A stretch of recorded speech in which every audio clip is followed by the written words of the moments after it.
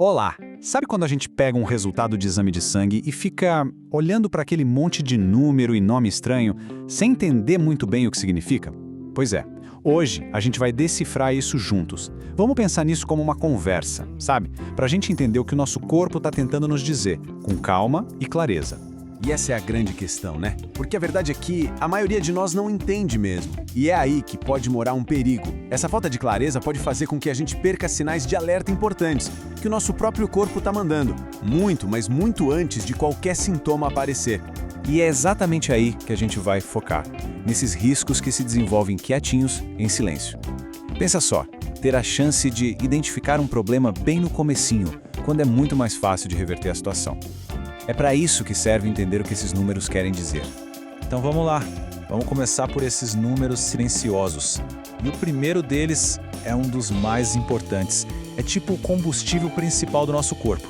A glicose, de forma bem simples, é o açúcar que circula no nosso sangue. É a principal fonte de energia para as nossas células. E para tudo funcionar direitinho, os níveis dela precisam estar sempre em equilíbrio. Olha só, quando a gente faz o exame em jejum, o ideal é que a glicose fique entre 70 e 99. O ponto de atenção aqui é o seguinte: um valor que fica sempre acima de 99 não é só um número alto.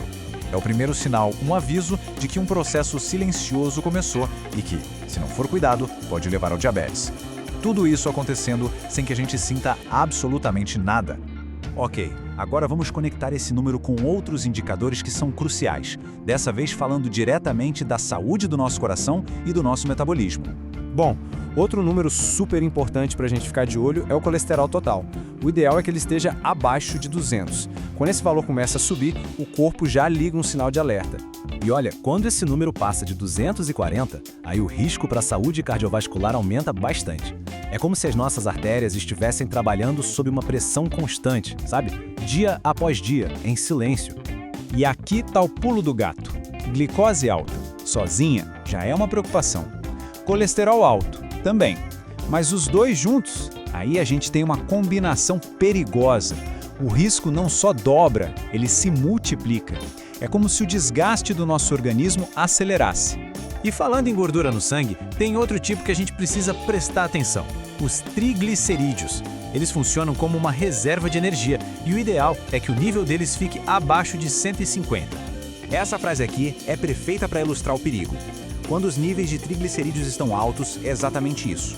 É como se o corpo estivesse acumulando uma gordura invisível por dentro, que vai comprometendo a saúde do pâncreas, do fígado, do coração. Tudo bem? Agora vamos mudar um pouquinho o foco.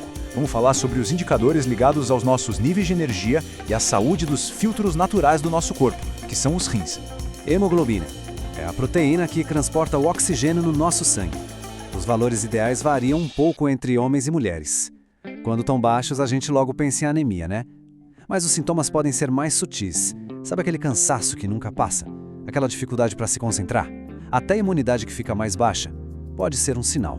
E aqui temos um marcador vital para os rins, a creatinina. Pensa assim, ela é um resíduo que os músculos produzem e o trabalho dos rins é filtrar isso. Se o nível dela no sangue começa a subir, pode ser um alerta de que os rins não estão dando conta do recado. E de novo, é um problema que avança de forma muito silenciosa.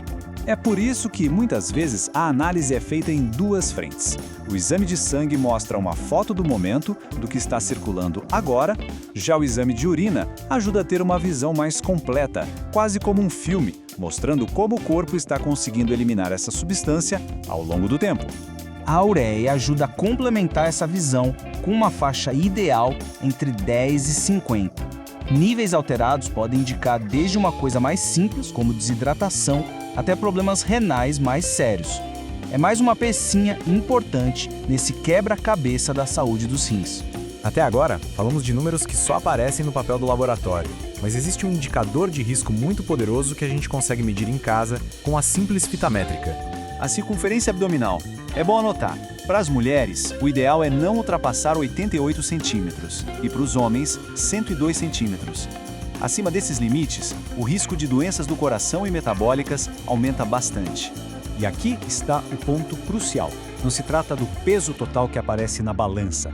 O X da questão é onde essa gordura está localizada. A gordura que se acumula na região da barriga é metabolicamente ativa, ou seja, ela produz substâncias que inflamam o corpo todo e por isso é especialmente perigosa. No fim das contas, a mensagem é bem clara. Conhecer e entender o que esses números significam nos dá poder, o poder de agir antes que um problema se instale de verdade. Essa é a diferença fundamental entre prevenir e ter que remediar. Então, a nossa conversa de hoje termina com essa reflexão. Olhando para além da ausência de sintomas, é sempre importante se perguntar como está de verdade a saúde por dentro.